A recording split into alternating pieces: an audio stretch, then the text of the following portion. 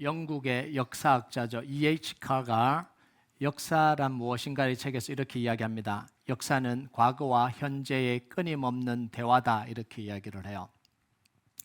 과거의 역사는 현재의 상황에서도 계속해서 되풀이되고 있다는 거예요. 사람과 환경만 달라졌지 똑같은 일들이 계속해서 되풀이되고 있다, 이런 이야기입니다. 그래서 지혜로운 사람은 과거의 역사를 통해서 배우는 사람이 지혜로운 사람이에요.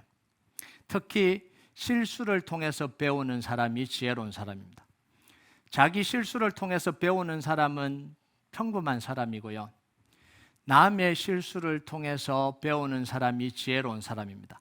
꼭 경험해야 봐야 되는 거 아니잖아요. 꼭 뜨거운 물에 손 넣어봐야 뜨겁다라고 느끼는 거 아니잖아요. 그래서 타인의 실수를 통해서 배우는 것이 가장 지혜로운 거예요. 그래서 성경을 기록한 거예요. 하나님께서 말씀을 읽고 배우라는 거예요. 실수를 했는데도 배우지 못하는 사람은 어리석은 사람이죠. 실수를 반복하면서. 여호수아는요, 요단강을 건너기 전에 2명의 정탐꾼을 여리고로 보냈습니다. 1절을 우리 같이 한번 볼까요? 1절 같이 읽겠습니다. 시작. 눈의 아들 여호수아가 시딤에서 2사람을 정탐꾼으로 보내며 이르되 가서 그 땅과 여리고를 엿보라 하매 그들이 가서 라합이라는 기생의 집에 들어가 거기서 유숙하더니, 여호수아가 2명의 정탐꾼을 보내는 모습은 40년 전에 모세가 가데스 바네아에서 12명의 정탐꾼을 보내는 모습과 비슷하기는 하지만 많이 달라요. 40년 전에는 각 지파에서 뽑은 대표들을 12명으로 구성해서 정탐을 보냈습니다. 지파가 대표를 뽑은 거예요. 지파에서 대표를 뽑은 거예요. 자, 그런데 여호수아는 자기가 뽑은 2사람을 정탐꾼으로 보냅니다. 지파의 대표가 아니야. 자기가 뽑은 2사람을 정탐꾼으로 보내요. 여호수아가 왜 이렇게 했겠어요? 여호수아는요, 과거에 12정탐꾼의 실패를 통해서 배운 게 있기 때문에 그래요.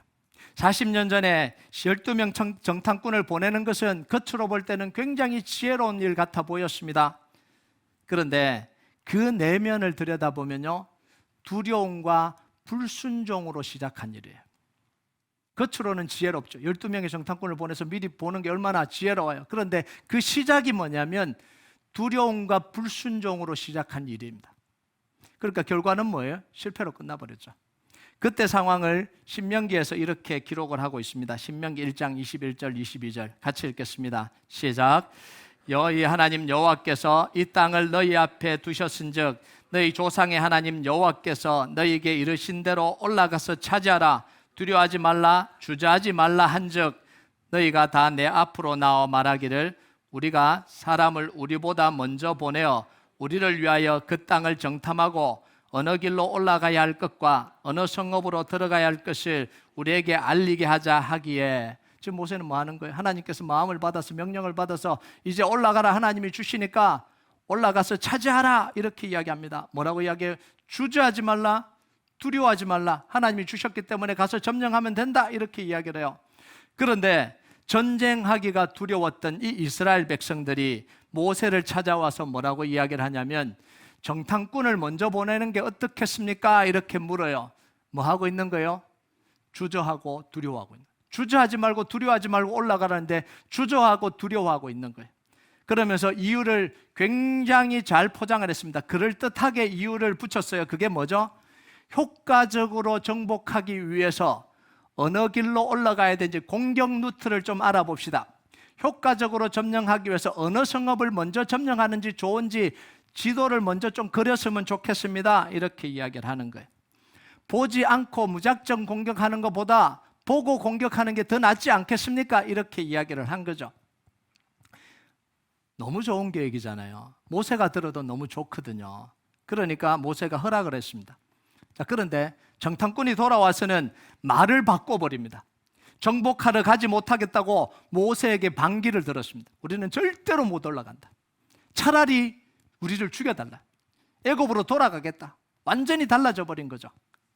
그 일 때문에 이스라엘 백성들은 가나안 땅에 들어가지도 못했고 40년 동안 광야를 방황하다가 모든 사람들이 다 죽었습니다. 여호수아와 갈렙을 제외한. 여호수아는요, 그때 12명의 정탐꾼 중에 한 명이었습니다.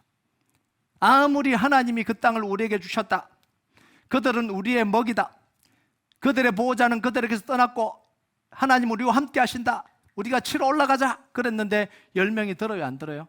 안 들어요. 듣지 않습니다. 여호수아는요, 40년 전에 정탐꾼을 보낸 게 무엇이 잘못됐는지 너무나 잘 알아요. 왜냐하면 그때 다 가봤고 그 고통을 다 겪었기 때문에 뭐가 잘못된지를 정확하게 알잖아요. 그런 실수를 반복하지 않기 위해서 지파들 대표 12명을 뽑는 게 아니라 자기 손으로 뽑은 2사람을 자기가 직접 정탐꾼으로 보냅니다. 우리가 일반적으로 생각할 때 한두 사람이 보고 판단하는 것보다 다양한 지식을 가진 많은 사람들이 보는 게 훨씬 더 유익하고 훨씬 더 잘 볼 수 있다고 생각합니다. 이론적으로는 너무 맞는 이야기잖아요. 2사람이 보는 것보다 12명이 보는 게 훨씬 더 낫잖아요. 이론적으로는 맞는 이야기예요. 자, 그런데 사람을 몰라서 그런 거예요. 사람은요, 객관적으로 보지 않습니다. 아니요, 객관적으로 볼 수가 없는 게 사람입니다. 자기가 보고 싶은 대로 보는 게 사람이에요. 자기가 듣고 싶은 대로 듣는 게 사람입니다. 자기가 생각하고 싶은 대로 생각하는 게 사람이에요. 나한테 이야기해봐. 객관적으로 평가해 줄게. 절대로 말하면 안 됩니다. 객관적이 아니거든요. 특히 자기 욕심, 두려움, 의심, 탐심, 의도, 이기심을 가지고 상황을 판단하는 게 이게 사람이에요. 그리고 자기 눈으로 보고 나면 자기의 생각을 바꾸지 않으려고 해요. 안 봤으면 바꿀 수도 있는데 보고 나면 안 바꿉니다. 왜요? 내가 봤다는 거예요. Been there, done that. 나 해봤다라는 거예요. 그곳에 있어봤다는 거, 경험했다라는 거 안 바꿔요. 절대로 안 바꿉니다. 그리고 자기 목소리를 내요. 자, 그런데 그 사람이 영향력 있는 사람이라면 더 문제입니다. 그 사람이 전문가라면 더 문제죠. 12명의 정탐꾼이 본 게 뭐예요? 정복할 수 있는 이유를 본 게 아니라 정복할 수 없는 이유를 보고 온 거예요. 적들은 크고 두렵고 자기들은 메뚜기 같다는 걸 보고 온 거예요. 그거 보고 오라 그랬습니까? 다른 거 보고 오라 그랬잖아요. 그런데 자기들은 메뚜기고 그들은 거인이다라는 거예요. 하나님의 약속과 믿음으로 본 게 아니라 자기 안에 있는 이 두려움을 가지고 본 거예요. 자기 눈으로 보니까 자기 목소리를 내고 자기 생각을 안 바꿉니다. 여호수아가 아무리 옷을 찢으면서 아니다 가야 된다 아무리 해도 안 바꿔요. 그리고 그들이 각 지파의 대표라는 게 문제예요. 그냥 일반 사람 보냈으면 이만큼은 아니었을 거예요. 그런데 각 지파의 대표를 뽑았기 때문에 그들이 본 게 그냥 그 지파에 다 영향을 미치는 거예요. 왜요? 대표니까, 영향력 있는 사람이니까, 전문가니까. 여러분, 정탐꾼은요, 믿음으로 볼 수 있는 사람이어야 됩니다. 이게 정탐꾼이에요. 정탐꾼은 하나님이 약속해 주신 말씀의 렌즈로 볼 수 있는 사람이 정탐꾼입니다. 정탐꾼은요, 영적 지도자가 가진 비전과 생각과 마음을 가지고 볼 수 있는 사람이 이게 정탐꾼이에요. 이 3가지를 가져야 됩니다. 다시 이야기합니다. 믿음의 눈으로 볼 수 있어야 돼요. 그리고 하나님이 약속하신 약속의 말씀의 렌즈를 가지고 볼 수 있어야 됩니다. 그리고 영적 지도자가 가진 비전과 생각과 마음을 가지고 볼 수 있어야 됩니다. 이 3가지로 보면 인생의 문제가 다 해결이 돼요. 이길 수 있어요. 여호수아는요, 그럼 누구를 정탐꾼으로 보냈겠어요? 2명을 뽑아서 보냈는데 누구를 뽑아서 보냈겠어요? 자기와 믿음과 생각과 비전과 시각이 똑같은 사람 2사람을 뽑아서 보낸 거예요. 그러면서 뭘 부탁하겠어요? 내가 직접 못 가니까 가서 내 눈으로 바라는 거예요. 내가 가진 믿음으로 바라는 거예요. 내가 가진 비전으로 바라는 거예요. 네 생각 말고 내가 가진, 영적 지도자가 가진 그 생각으로 바라보라는 거예요. 그러니까 실패하지 않잖아요. 자, 그러면 이런 질문이 좀 필요하죠. 하나님 일을 할 때는 전문가가 필요 없냐라는 거예요. 다양한 전문가가 필요 없냐는, 교회 안에 전문가들 다 필요 없냐라는 거예요. 이런 반대예요. 하나님 일을 할 때는 전문가가 절대적으로 필요합니다. 전문가들이 많아야 돼요. 교회 안에 전문가들이 많이 있어야 됩니다. 그래야 하나님 일이 돼요. 그런데 자기 주장을 하는 전문가가 필요한 게 아니에요. 자기 생각이 아니라 하나님이 주시는 지혜로 일을 하는 전문가가 필요한 거예요. 하나님의 약속을 성취하기 위해서 자기에게 주어진 이 지혜와 지식과 능력을 사용하는 전문가가 필요한 거예요. 하나님의 뜻을 이루기 위해서 문제를 해결하고 장애물을 제거하고 불가능을 가능하게 만들어가는 그곳의 전문 지식을 사용하는 전문가가 필요한 거예요. 우리 교회가 여리고 프로젝트를 통해서 이 교회를 구입하고 옮겨왔습니다. 덜컹 하나님이 약속을 주셔서 계약을 하고 190만 불 건물을 계약을 하고 1년 안에 론을 받아야 되는데 다운 페이먼트도 없고 사람도 없고 돈도 없고 그런 상황이었어요. 그런데도 하나님이 약속을 주셨기 때문에 위원회를 만들었습니다. 은행에 론 받는 위원회를 만들어서 전문가를 팀장을 세워놨습니다. 첫 모임을 하는데 전문가 집사님이 첫 마디가 뭐냐면 목사님 이건 안 됩니다.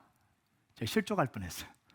팀장 하라고 세워줬더니 첫 모임 하는데 와서 제가 기도를 했거든요. 주여 하나님 함께 해주시고 이론이 하나님 역사하셔서 함께 해주십시오. 그러고 이제 집사님 발표하세요. 이래 전문가니까 발표하세요. 근데 딱 나가더니 하는 이야기가 뭐냐면 제가 전문가로 이야기하는데 이건 도저히 안 됩니다. 불가능합니다.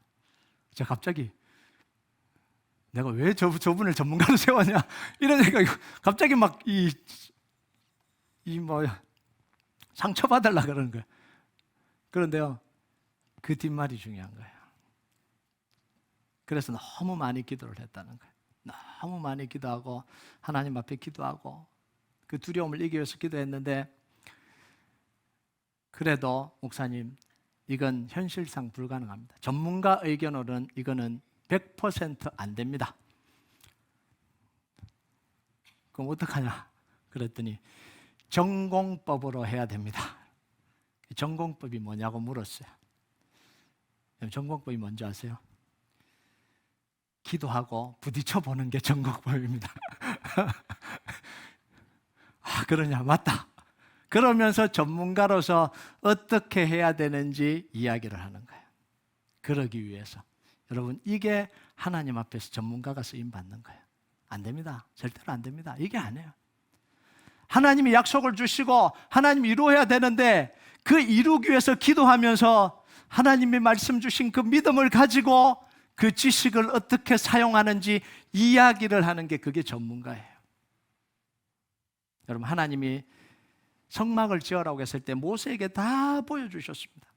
수치까지, 길이까지, 모양까지 다 보여주셨어요. 그런데 모세가 만들 능력이 없잖아요. 건축가도 아니고 이 실을 이렇게 뜨는 사람도 아니고. 그래서 뭘 해요? 하나님이 브살렐과 오홀리압을 세워서 하나님의 영을 충만케 하라. 그리고 그 브살렐과 오홀리압을 통해서 성막을 짓고 기구를 만들고 천을 뜨고 이런 것들을 다 하게 했죠. 여러분, 전문가들은요 이 브살렐과 오홀리압을 잘 묵상을 해야 돼요. 그래 하나님 앞에 쓰임 받습니다. 여러분, 우리는요 실수를 통해서 배운 또 한 사람을 발견합니다. 그게 누구냐면 기생 라합이에요. 이 이야기는 기생 라합 이야기, 이 정탐꾼 이야기는 이상한 점이 한두 가지가 아니에요. 첫 번째는 뭐냐면 왜 정탐꾼이 기생집으로 갔냐는 거예요. 정탐하러 갔는데 왜 기생집으로 갔냐는 거예요. 두 번째, 라합은 왜 적국의 정탐꾼인지 알면서도 살려줬냐라는 거죠. 세 번째, 히브리서 11장에는 왜 이 기생 라합을 믿음의 사람이라고 이야기하냐라는 거예요. 여러분, 정탐꾼은요 왜 기생집으로 갔을까요? 그 많은 여리고에서 정탐하러 갔는데 왜 하필 기생집으로 갔냐는 거예요. 당시 여리고는 가나안 땅으로 들어가는 관문도시입니다. 관문도시가 뭔지 아세요?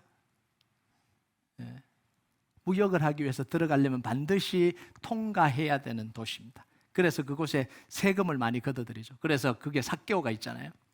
그런 도시예요. 무역이 왕성했던 도시가 이 여리고입니다.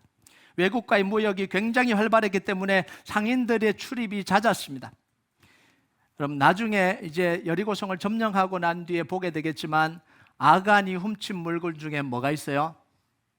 시날산 외투가 있었다, 이렇게 이야기하죠. 그 시날이 어디요? 바벨론 지역이잖아요. 그 바벨론산 외투가 있었다는 건 뭐예요? 무역이 계속해서 왔다 갔다 하고 있었다라는 걸 보여주는 거죠.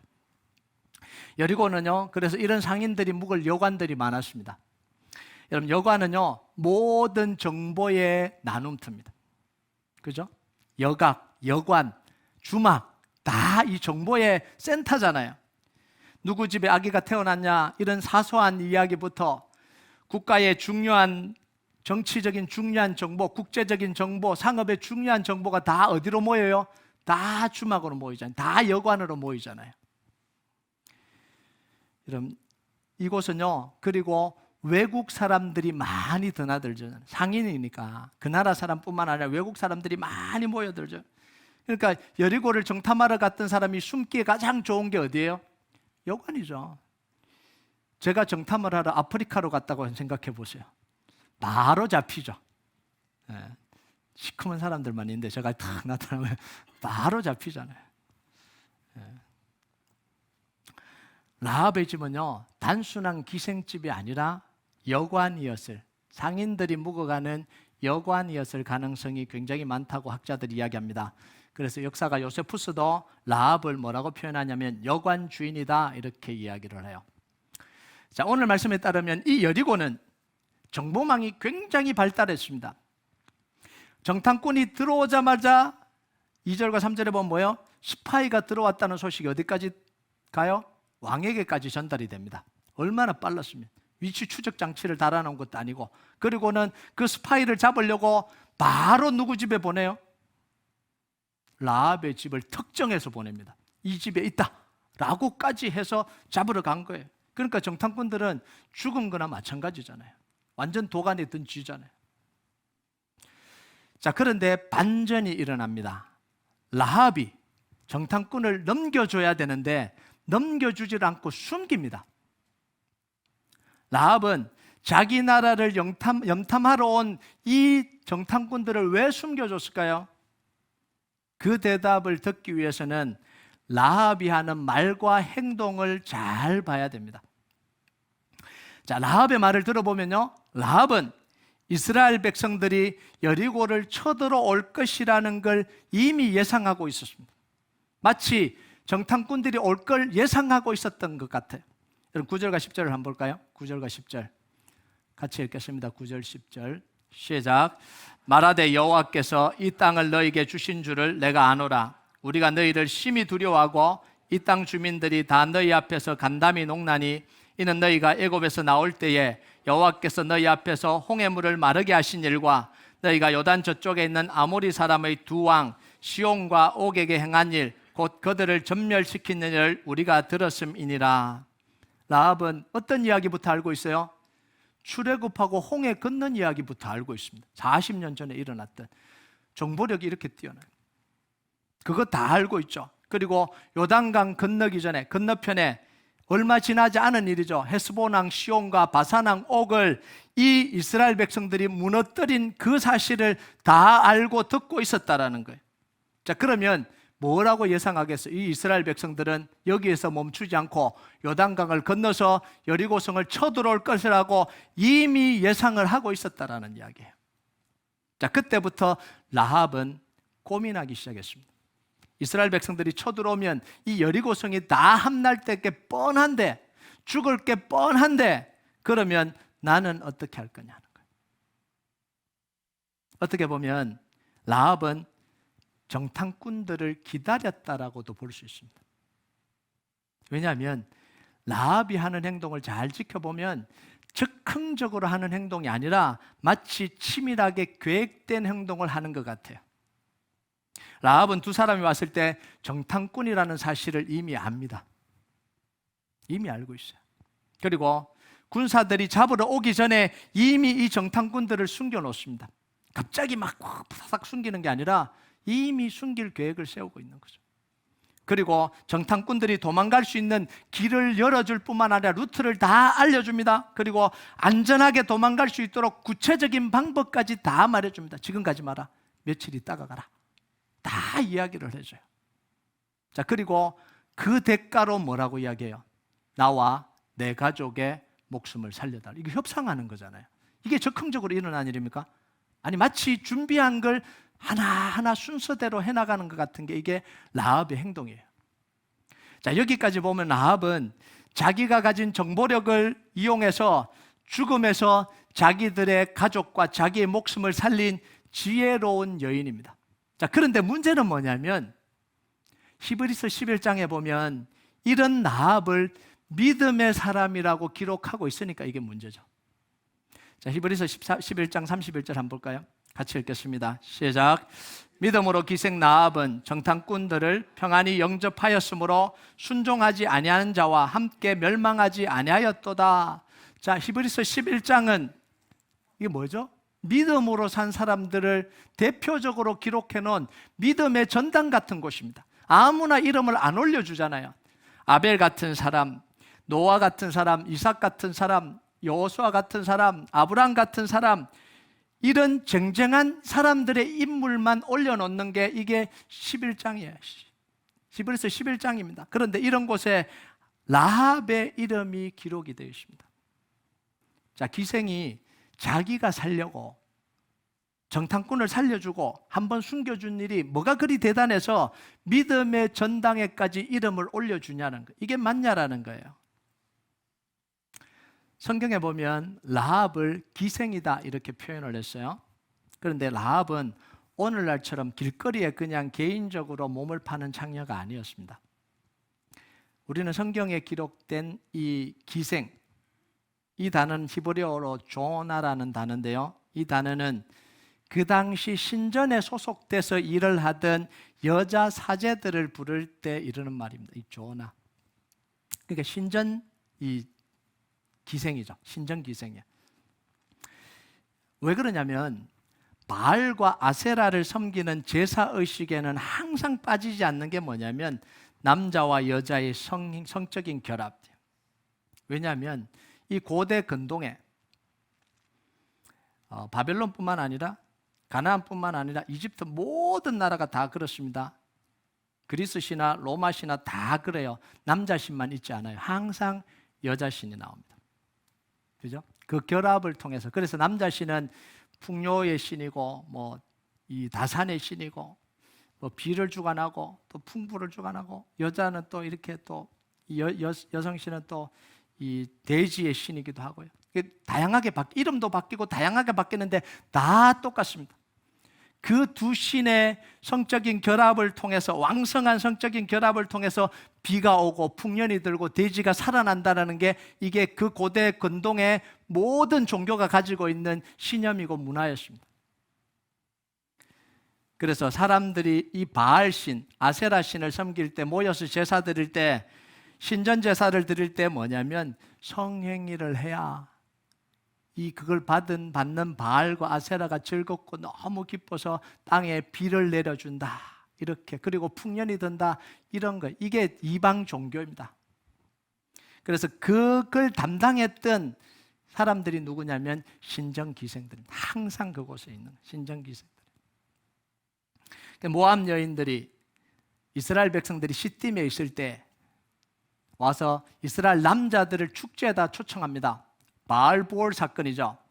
바알을 섬기는 축제에 데려가서 성적인 파티를 열어요. 그게 이방신을 바알을 섬기는 제사였습니다. 그때 역할을 했던 사람들이 다 누구냐면 신전 기생들이에요. 자, 그런데 평생을 이방 신전에 바알 신을 섬기는데 신전 기생으로 살아온 라합의 입에서 나오는 이야기를 한번 들어보세요. 11절 같이 읽겠습니다. 시작. 우리가 듣자 곧 마음이 녹았고 너희로 말미암아 사람이 정신을 잃었나니 너희 하나님 여호와는 위로는 하늘에서도 아래로는 땅에서도 하나님이시니라. 이게 무슨 이야기죠?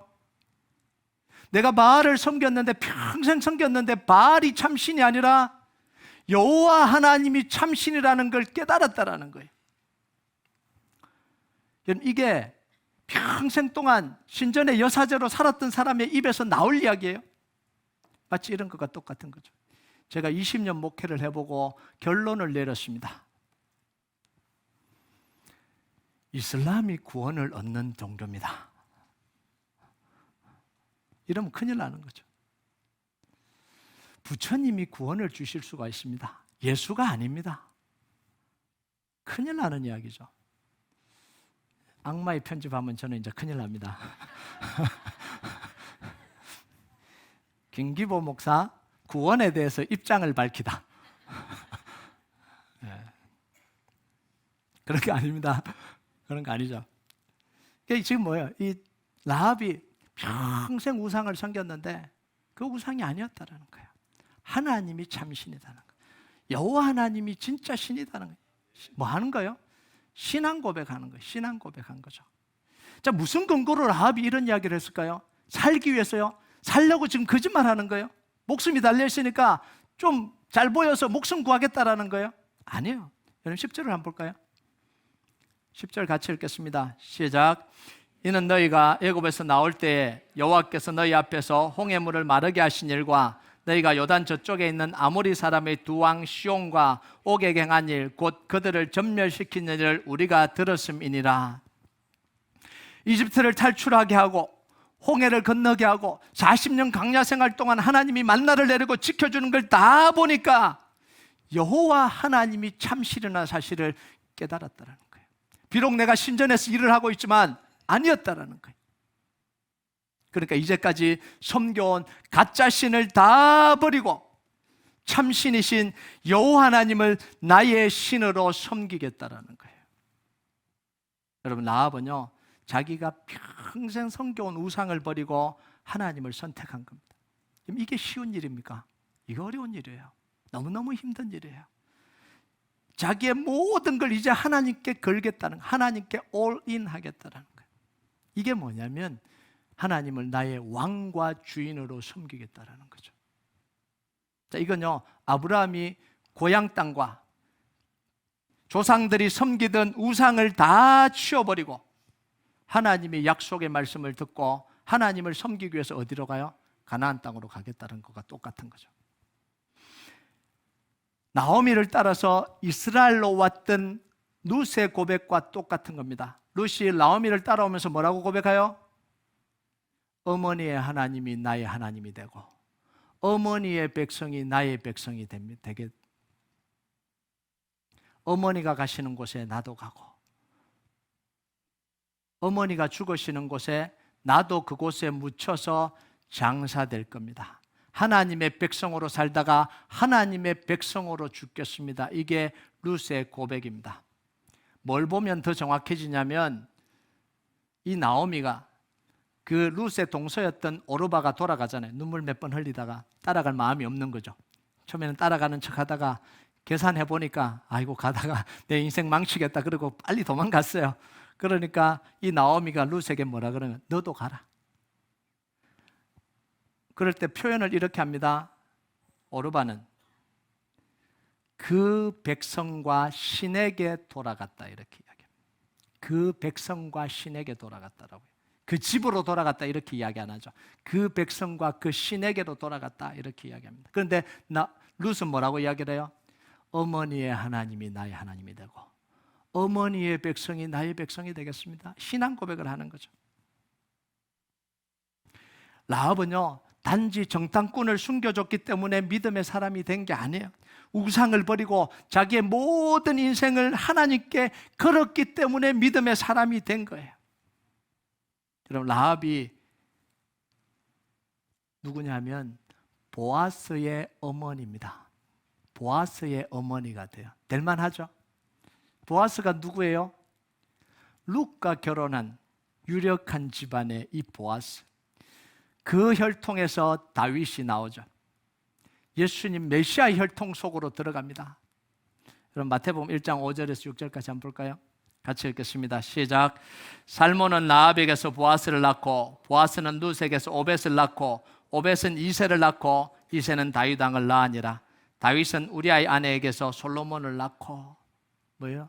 라합은 자기의 믿음의 고백을 통해서 하나님께 용납받은 거죠. 그리고 정말 중요한 메시아의 혈통 속으로 들어갑니다. 뭘 통해서요? 믿음의 고백을 통해서요. 여러분, 여호수아는요 라합과 공통점이 별로 없는 것 같아요. 자, 그런데 하나 공통점이 있어요. 그게 뭐냐면 실수를 통해서 배운다라는 거예요. 여호수아는 실수를 통해서 배워서 제대로 된 정탐꾼을 보내고 여리고를 점령할 수 있었습니다. 라합은 실수를 통해서 배워서 자기와 자기의 가족들의 목숨을 구원할 수 있었습니다. 여러분, 실수를 통해서 배운 사람이 해야 될 게 있습니다. 그게 뭐냐면 실수를 되풀이하지 않는 거예요. 여러분, 잠언 26장 11절 같이 읽겠습니다. 시작. 개가 그 토한 것을 도로 먹는 것 같이 미련한 자는 그 미련한 것을 거듭 행하느니라. 제일 미련한 사람이 뭐냐면 실수를 또 반복하는 거예요. 또 반복하는 거예요. 깨달았다 그러는데 또 반복하는 거예요. 그래서 이걸 뭐라고 했냐면 개가 토한 걸 또 먹는다 이렇게 이야기하잖아요. 여러분, 실수를 통해서 배운 사람은요 새로 시작합니다. 탕자는 실수를 통해서 배워서 뭘 해요? 아버지 집으로 돌아갑니다. 아버지 집이 너무너무 중요하다는 사실을 실수를 통해서 깨닫게 됩니다. 그런데 그 깨달음을 통해서 뭐예요? 아버지 집으로 돌아가잖아요. 베드로는 실수를 통해서 배워서 자기의 사명의 길을 바르게 걷기 시작했습니다. 그 사명이 얼마나 중요한지 깨닫는, 다시는 그 사명의 길에서 벗어나지 않아요. 실수를 통해서 배워서. 예수님과 함께 달렸던, 십자가에 달렸던 이 우편강도는 실수를 통해서 배웠기 때문에 예수님께 당신의 나라에 임하실 때에 나를 기억해 달라고 합니다. 실수를 통해서 배웠거든요. 그 옆에 멍청한 사람이 하나 있죠. 실수를 통해서도 못 배운 좌측편에 달린 강도. 하나님은요 과거를 회개하고 새롭게 시작하는 사람들을 정죄하지 않고 받아들여 주십니다. 10년을 그렇게 살았든 20년을 살았든 50년을 우상을 숭배하고 살았든 상관없이 실수를 통해서 배우고 하나님이 참 하나님이시구나 라고 고백하고 나온 이 룻이 아니네요, 라합을 받아들여 주실 뿐만 아니라 예수님의 족보에까지 들어가도록 하나님이 은혜를 베풀어 주시잖아요. 받아주실 뿐만 아니라 새롭게 살 능력을 주십니다. 이게 십자가의 은혜와 능력인 거예요. 여러분, 예수님은요 우리 죄를 용서해 주십니다. 용서의 은혜를 베풀어 주셔요. 어떻게 살았든지 과거를 묻지 않잖아요.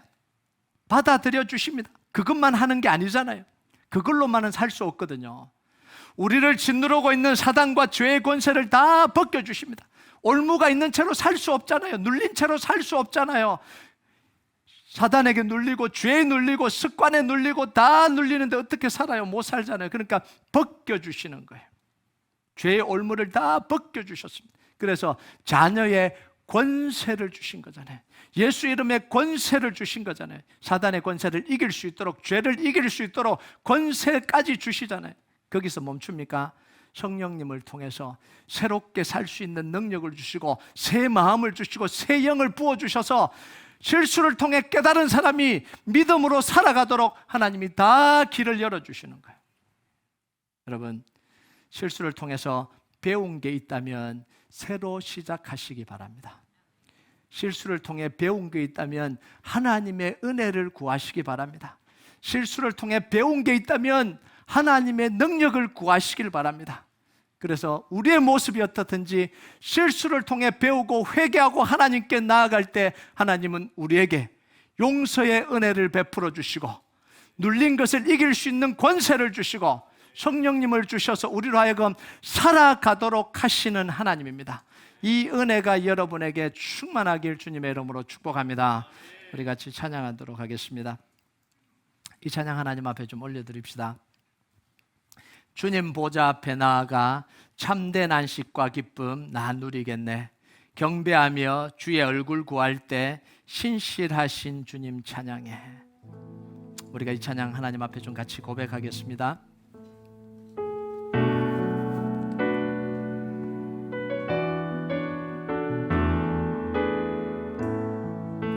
주님 보좌 앞에 나아가, 주님 보좌 앞에 나아가 참된 안식과 기쁨 나누리게. 경배하며 주님의 얼굴 구할 때, 주의 얼굴 구할 때 신실하신 주님 주님 보좌 앞에 나아가, 주님 보좌 앞에 나아가 참된 안식과 기쁨 나누리겠네. 경배하며 주님의 얼굴 구할 때, 얼굴 구할 때 신실하신 주님, 신실하신 하나님, 신실하신 하나님, 신실하신 주, 나의 주 하나님은 신실하신 주. 우리의 기도를 들으시는 하나님 찬양합니다. 기도 들으시는 하나님, 폭풍 속에 내 등불 내 노래시나 주의 날개 아래서 내 맘 쉬리니. 신실하신 주, 신실하신 하나님, 신실하신 하나님, 신실하신 주, 나의 주 하나님은, 나의 주 하나님은 신실하신 하나님, 신실하신 하나님, 신실하신 주, 나의 주 하나님은 신실하신 주, 평화 내려주신 하나님, 평화 내려주신 하나님, 나로 고통받는 자를 위로하게 하소서, 고통받는 자를 위로하게 하소서. 나의 평생의 주의 사랑을 전하리. 신실하신 주님 찬양합니다. 신실하신 주님 찬양합니다. 신실하신 하나님, 신실하신 주, 나의 주 하나님은, 나의 주 하나님은 신실하신 주, 신실하신 하나님, 신실하신 하나님, 신실하신 주, 나의 주 하나님은 신실하신. 우리의 마지막 고백으로 드립니다. 신실하신 하나님, 신실하신